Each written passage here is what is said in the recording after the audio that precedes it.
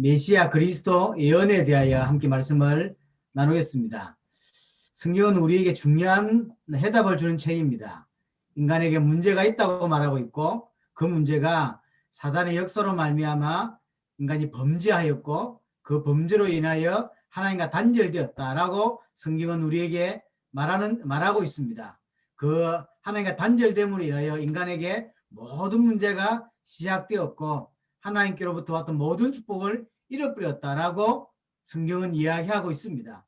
그래서 하나님께서 우리를 살리려고 인간을 살리시려고 메시아 그리스도를 예언하신 것입니다. 그것이 구약입니다. 그래서 구약에는 한 300가지 넘게 그리스도에 관한 예언이 있다고 학자들은 이야기합니다. 우리나라의 최고의 신학자라고 할 수 있는 박윤순 박사는 본인이 쓴 주석에 450가지가 넘는다라고 표현을 하고 있더라고요. 여튼 300가지였던 450가지가 넘는 예언이었던 하나님은 수많은 예언을 통해서 그리스도를 약속하고 있다는 거죠.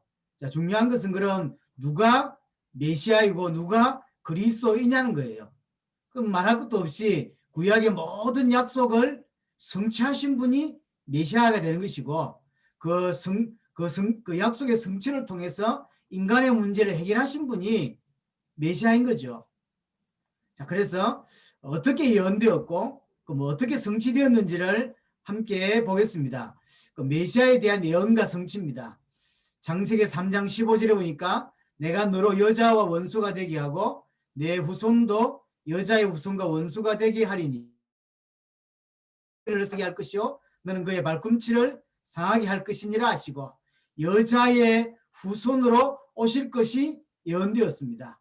인간을 구원할 자는 죄 없는 자여야 합니다. 그래서 죄 없이 오시기 위해서 여자의 후손이라고 설명하고 있습니다. 이것이 갈라디아 4장 4절에서 5절 보니까 때가 참에 하나님이 그 아들을 보내사 여자에게서 나게 하시고 율법 아래서 나게 하신 것은 율법 아래에 있는 자들을 속량하시고 우리로 아들의 명분을 얻게 하려 하심이라고 말하고 있습니다. 창세기 3장 15절에 여자의 후손으로 예언되어 있는데 그것이 그대로 성취되었다는 거죠. 또 두 번째, 아브라함의 자손으로 아브라함의 후손으로 오신다고 약속되었습니다. 창세기 12장 3절에 보니까 너를 축복하는 자에게는 내가 복을 내리고 너를 저주하는 자에게는 내가 저주하리니 땅의 모든 족속이 너로 말미암아 복을 얻을 것이라고 이야기하고 있습니다. 메시아가 약속되었는데 아브라함의 후손으로 아브라함의 계보를 따라서 온다고 약속되어 있다는 거죠. 마태복음 1장 1절에 보니까 아브라함과 다윗의 자손 예수 그리스도의 계보라. 우리의 구원자이신 예수 그리스도께서 아브라함과 다윗의 후손으로 오셨다는 거예요. 단순히 예수를 믿어야 돼라고 말하는 것이 아니라 하나님이 예언하셨고 그 예언이 그대로 성취한 분이 있다는 거죠. 300가지인지 450가지가 넘는 것인지 정확히는 알 수 없지만 수백 가지 예언이 되어 있는데 그 예언을 성취하신 분이 메시아인 거죠. 예수 그리스도께서 그 300가지 넘는 예언을 성취하셨다는 거죠.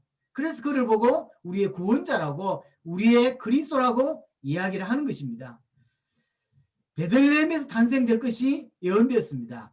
미가서 5장 2절에 보니까 베들레헴 에바라다야 너는 유다 족속 중에 작을지라도 이스라엘을 다스릴 자가 내게로 나올 것이라 그의 근본은 상고의 영혼에 있느니라. 상고에 있다는 말은 옛날 처음부터 라는 뜻이고요. 옛날부터 영혼까지라는 시간 속에 있다는 거죠. 중요한 건 베들레헴에서 태어나실 것이라고 예언됐어요. 여자의 후손으로 또 아브라함의 자손으로 또 베들레헴에서 태어날 것이 예언됐는데 마태복음 2장 1절에 보니까 헤로드 왕 때에 예수께서 유대 베들레헴에서 나심에 그대로 성취되죠. 동정녀의 몸을 통하여 오실 것이 예언됐습니다. 이사야 7장 14절에 그러므로 주께서 친히 징조를 너에게 주실 것이라 보라 처녀가 잉태하여 아들을 낳을 것이요 그의 이름은 임마누엘이라 하리.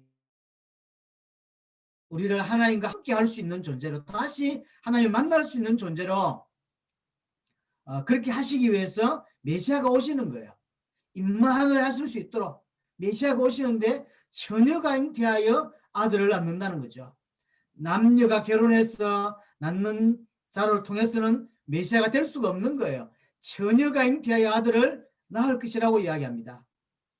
누가복음 1장 27절에 보니까 다윗의 자손 요셉이라 하는 사람과 약혼한 처녀에게 이르니 그 처녀의 이름은 마리아라. 31절에 보라 네가 잉태의 아들을 낳으니 그 이름을 예수라 하라.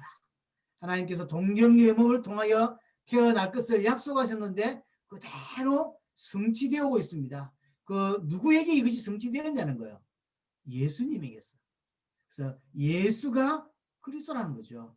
하나님이 메시아를 약속하셨는데 그 약속이 누구에게 성취되었냐는 거예요. 또 유아 학살에 대하여 예언되어 있습니다. 우리 책에는 헤로드 왕의 유아 학살이라고 표현되어 있지만 조금 더 정확하게 말하자면 그것이 헤롯 시대에 있을 거라고 약속되지는 않았습니다. 유아 학살이 예언되어 있었는데 그것이 헤롯 때에 성취가 되었을 뿐인 거죠. 예레미야 31장 15절에 보니까 여호와께서 이와 같이 말씀하시니라 라마에서 슬퍼하며 통곡하는 소리가 들리니 라헬이 그 자식 때문에 애곡하는 것이라 그가 자식이 없어져서 위로받기를 거절하였도다 라고 예언되어 있습니다. 근데 이걸 보시면 나중에 마태는요 예레미야 31장 요 구절을 그대로 유아 학살하고 연기를 시켜요. 그대로 성취되었음을 마태는 기록하고 있는 겁니다. 라마는 라헬의 무덤이 있는 지역입니다. 쉽게 말하면 라헬, 그러니까 유대민족이라고 볼 수 있습니다. 유대민족이 BC 586년에 바벨론의 포로로 잡혀가면서 많은 사람들이 죽고 또 남은 사람들은 포로로 잡혀가서 많은 고통을 당하죠. 그 이야기를 예언한 거죠.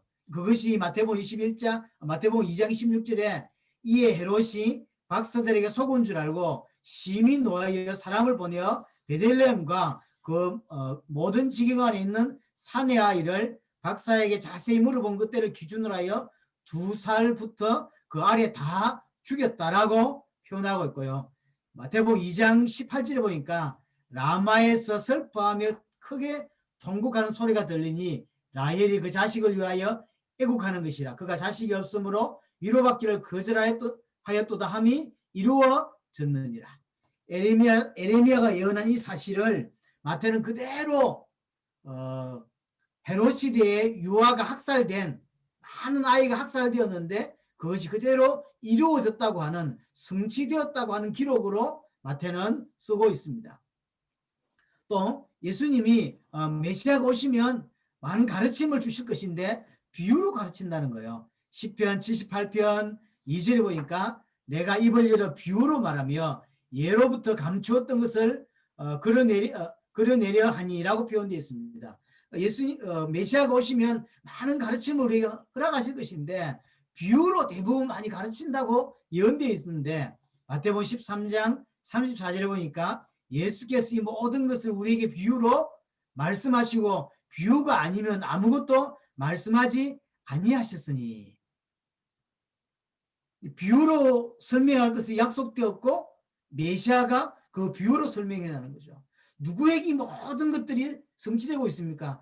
처음에는 예를 들어서 베들레헴에서 아브라함 후손에 이렇게 설명할 때는 너무 광범위해요. 아니 베들레헴에 태어난 사람이 한두 사람이겠습니까? 아브라함이 후손으로 온 사람이 한두 사람이겠습니까? 비유로 설명할 수 있는 사람이 한두 사람이겠습니까? 그러나 이것이 점점 들으면 들을수록 계속 한 사람에게로 초점이 맞춰져 가고 있습니다. 그렇죠? 옛날에 조성은 목사 그런 이야기를 한 적이 있습니다. 사람에게 세 가지 이상의 예언이 연속적으로 성취될 확률이 몇 프로 되겠냐 이런 표현을 한 적이 있어요.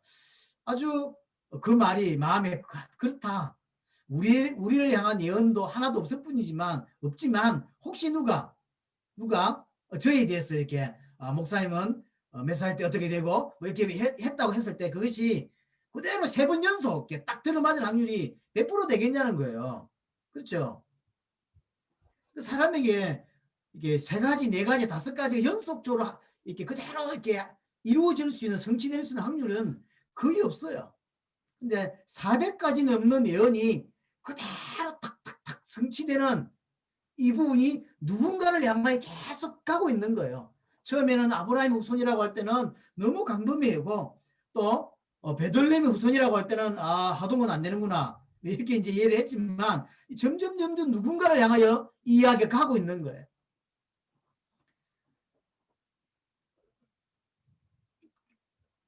스가랴 9장 9절에 보니까 시온에 따라 크게 기뻐할지어다, 에루살렘에 따라 즐거이 부를지어다. 보라, 내 왕이 내게 임하시니 그는 공의로우시며 구원을 베푸시며 겸손하여서 나귀를 타시나니 나귀의 작은 것 곧 나귀 새끼니라.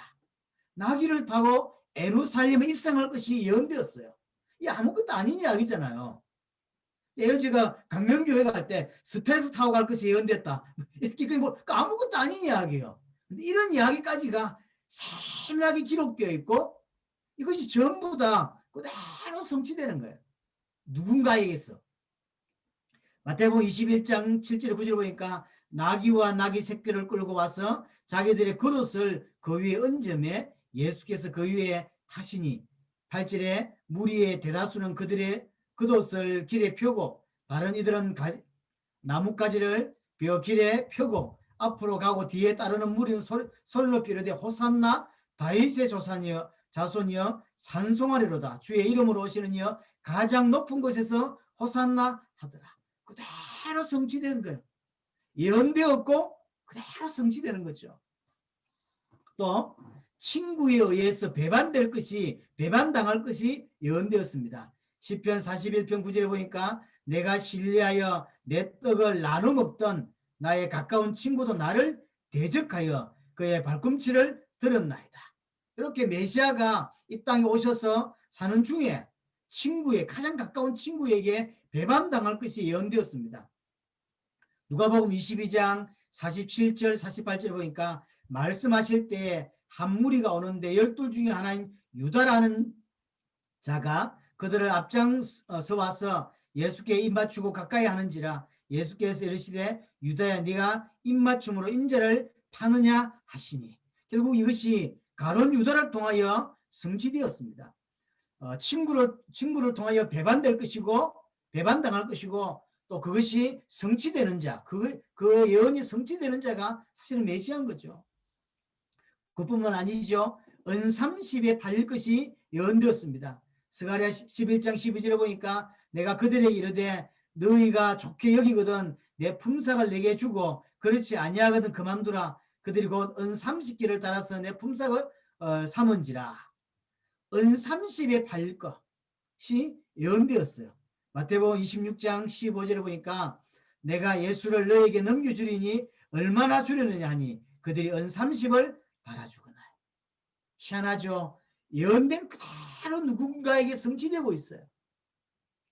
또한 십자가에 달리실 때 능욕 당하실 것이라요. 그분이 정확하게 구약에는 십자가에 달릴 것이 설명되어 있지 않고 나무에 달릴 것에 예언되어 있습니다. 여하튼 나무에 달려 죽으실 때 능욕 받으실 것에 대하여 예언되어 있습니다. 이사야 50장 6절 보니까 나를 때리는 자들에게 내 등을 맡기며 나의 수염을 뽑는 자들에게 나의 뺨을 맡기며 모욕과 침뱉음을 당하여도 내 얼굴을 가리지 아니하리니. 이렇게 예언되어 있는 거죠.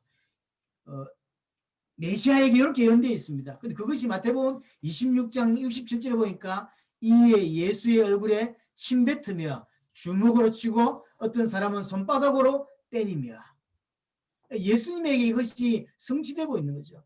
지금 몇 가지 이야기를 드렸는데 처음에는 아브라함의 후손이다, 또는 뭐 나귀를 타신다, 또는 뭐 비유를 가르치신다, 뭐 이런 것들이 베들레헴에서 태어난다, 이런 것들이 좀 강범위하게 느껴지지만 점점 좁혀서 결국 가만히 보면 누구에게 이것이 초점이 맞춰주고 있냐면 예수에게 이것이 초점이 맞춰주고 있음을 알 수 있습니다. 그래서 결국 예수는 누구를 설명하고 있느냐면 예수가 그리스도라고 좀 성경은 설명하고 있는 거예요. 예수가 왕이고 예수가 그리스도이시고 예수가 선지자가 되신다고 하는 사실을, 그가 우리의 구원자가 되신다고 하는 사실을 이게 초점을 맞추고 있는 거죠. 또한 혼자 나무에 달리는 것이 아니라 그때 그 사건에 여러 사람이 개입되어 있는 거죠. 죄인들과 함께 나무에 달릴 것이 뒤에서 또 예언되어 있습니다. 이사야 53장 12절에 보니까 그러므로 내가 그들에게 존귀한 자와 함께 몫을 받게 하며 강한 자와 함께 탈취한 것을 나누게 하리니 이는 그가 자기 영혼을 버려 사망에 이르게 하며 범죄자 중 하나로 헤아림을 받았습니다. 범죄자 중 하나로 여러 사람이 함께, 여러 범죄자와 함께 죽을 것이 돼요. 그러나 그가 많은 사람의 죄를 담당하여 범죄자를 위하여 위하기도 하였느니라. 여하튼 범죄자들과 함께 죽을 것에 대하여 이렇게 예언되어 있는데, 마가복음 15장 27절에 보니까 강도 둘을 예수와 함께 십자가에 못 박으니 하나는 그의 우편에 하나는 그의 좌편에 있더라. 그러니까 참 디테일하게 이런 것까지 세밀하게 지금 기록되어 있습니다. 또한요, 썰get한 포도주를 마실 것에 대하여 시편 69편 21절에 보니까 그들이 썰개를 그의 음식물로 주며 목마를 태워서 초에 마시게 하였다라고 이야기하고 있습니다. 마태복음 27장 34절에 썰get한 포도주를 예수께 주어 마시게 하려 하였으니 예수께서 맛보시고 마시고자 아니 하시더라.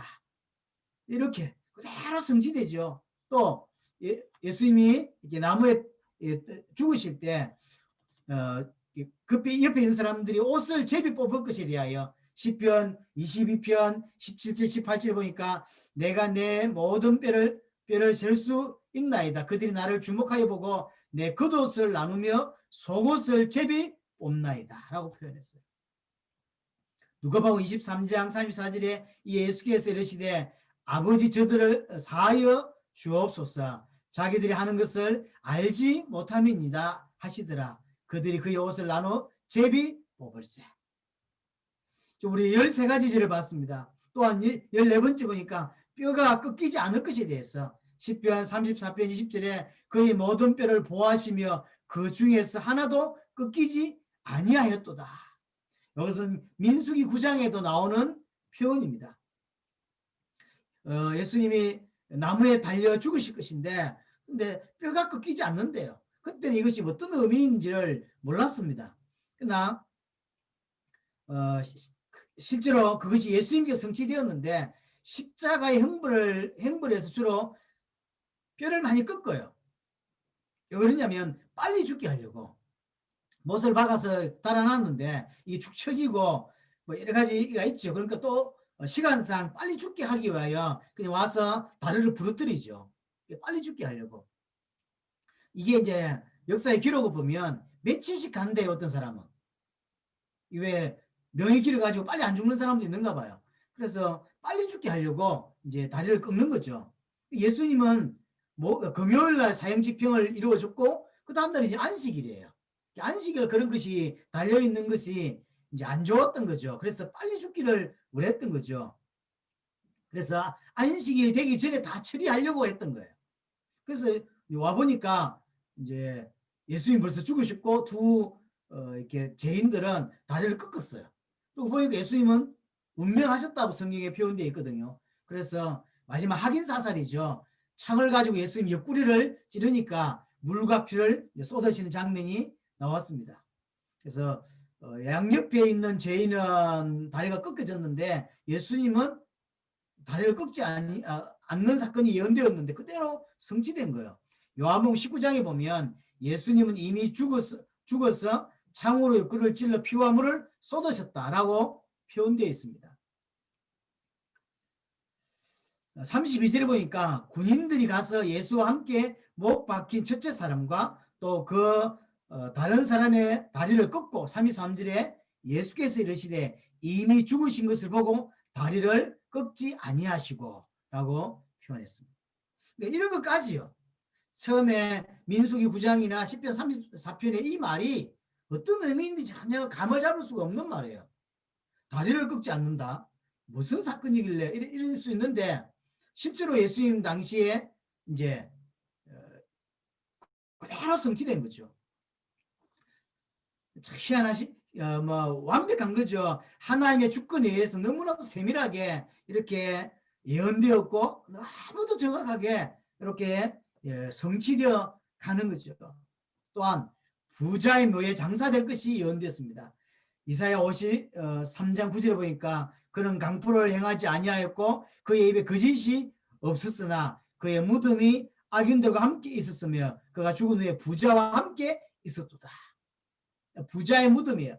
마태복음 27장 57절 60절 보니까 저물었을 때에 아리마대의 부자 요셉이라는 사람이 왔으니 그가 예수의 제자라.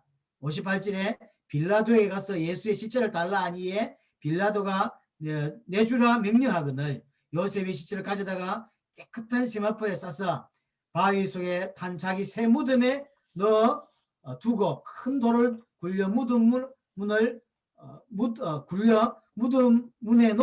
놓고 가니라고 표현합니다.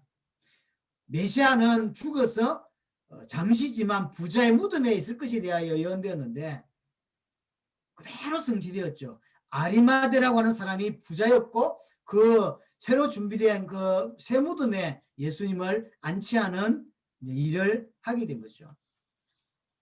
그뿐만 아니죠. 죽고 부활할 것에 대하여 또한 예언되었습니다. 시편 16편 10절에 보니까 이는 주께서 내 영혼을 서울에 버리지 아니하시며 주의 거룩한 자를 멸망시키지 않으실 것입니다 라고 이야기합니다. 부활할 것에 대하여 시편 49편 15절에도 하나님은 나를 영접하시리니 그러므로 내 영혼을 서울의 근세에서 건져내시리로다 라고 예언되었습니다.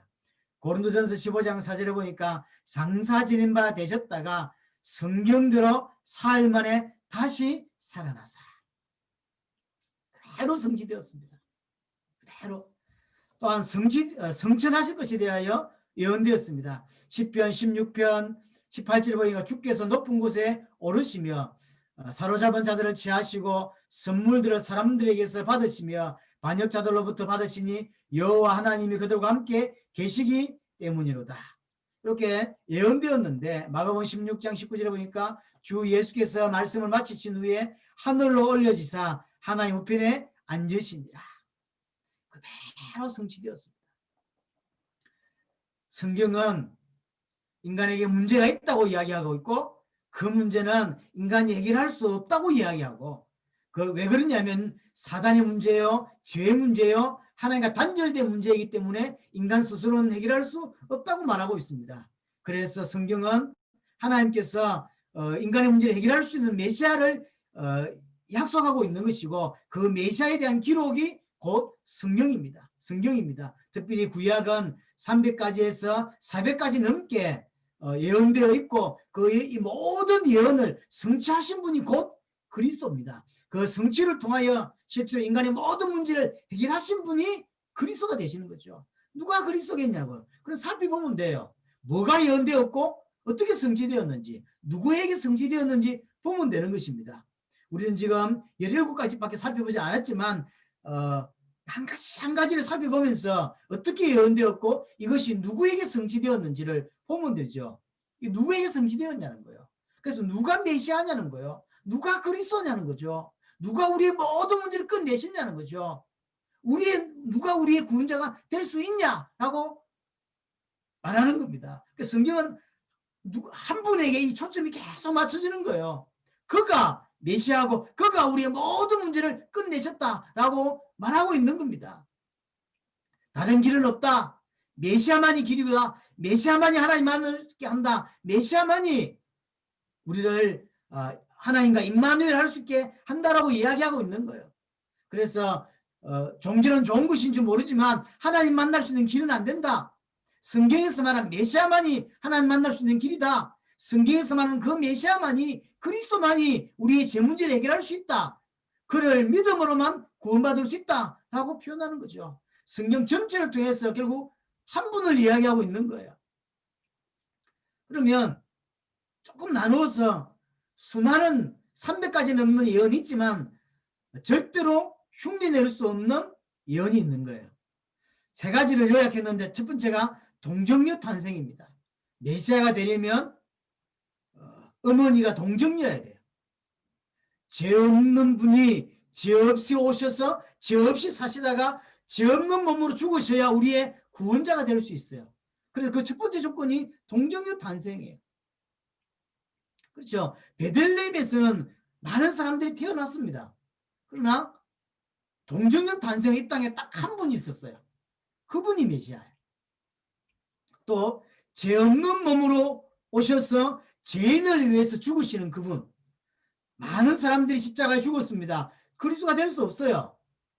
나무에 빌려 죽은 사람들이 많이 있습니다. 그렇다고 그리스도는 아닙니다. 죄 없는 분이 죄 없이 오셔서 죄 있는 죄인을 위해 죽으시는 그분이 그리스도예요. 그렇죠? 동정녀로 오셔야 되고 죄 없는 분이 죄인을 위해 죽으신 분, 그분이 메시아인 거예요. 그분이 그리스도인 거예요. 또한 그분이 그리스도란 증거로 부활하신 분, 그분이 그리스도인 거예요. 이 세 가지가 완벽하게 확실해야, 왜 이걸 구별했냐면 베들레헴에는 많이 태어날 수 있으니까. 그렇죠? 아브라함의 후손과 다윗의 후손으로 온 사람들은 꽤 많이 있어요. 또 어떤 현자들은 비유로 가르치는 사람들도 꽤 있을 수 있습니다. 그렇겠죠. 그러나 정말로 이 세 가지는 그리스도 아니면 안 되는 거죠. 동정녀로 오셔야 돼요.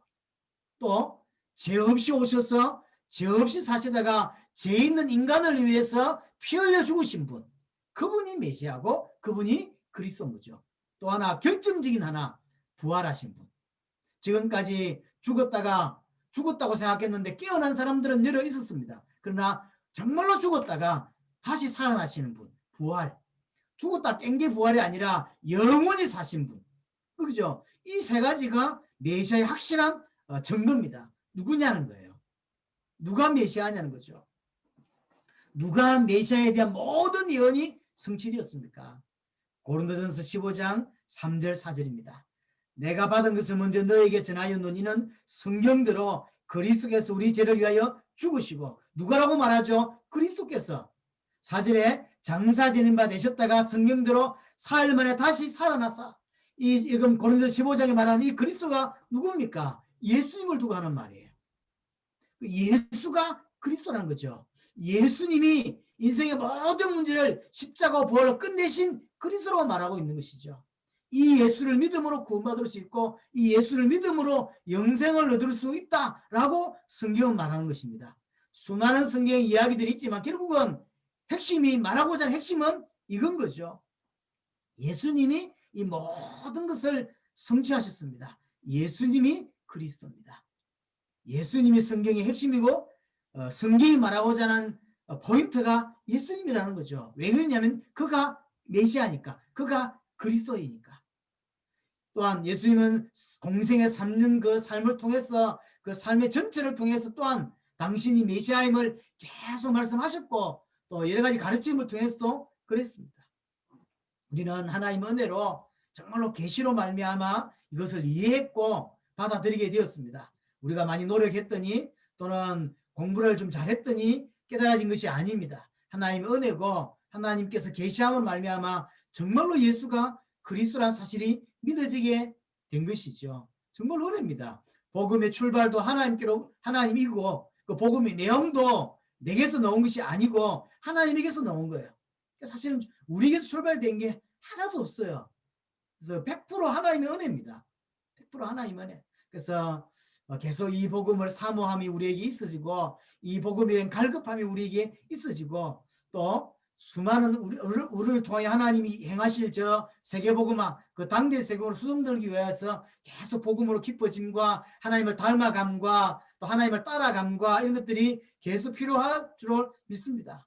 짧은 시간이지만 함께 말씀을 나누는 동안 하나님의 은혜가 또 계속 진행하는 중에서 우리를 다듬어 가심이, 우리를 하나님의 붙드심이 계속 있었으면 좋겠고요. 그래서 실제로 전 세계를 섬겨내고 돕는 일에 조금이라도 도움이 되고 또 하나님의 발자취를 따라가는 또 소원을 이루어가는 은혜가 있었으면 좋겠습니다. 기도하겠습니다. 하나님 아버지, 아무것도 아닌 우리를 부르시고 많은 사람들은 이 복음을 듣고도 거부하고 믿어지지 않는데 우리에게 믿어질 수 있도록 은혜 주시고 또 자녀를 불러주셔서 너무 감사를 드립니다. 하나님 우리의 눈을 더 열어주시옵소서. 우리의 길을 더 열어주시옵소서. 하나님 엄청난 이 복음을 계속해서 받아들이고 이해하고 믿어지는 은혜가 우리에게 있게 하여 주시기를 소원합니다. 하나님 이 일을 두고 제일 앞장서고 있는 복음 가득한 교회 은혜를 다하시고 하나님 축복하셔서 실제로 세계복음화를 계속 감당할 수 있도록 축복하여 주옵소서. 예수 그리스도 이름으로 기도드렸습니다. 아멘.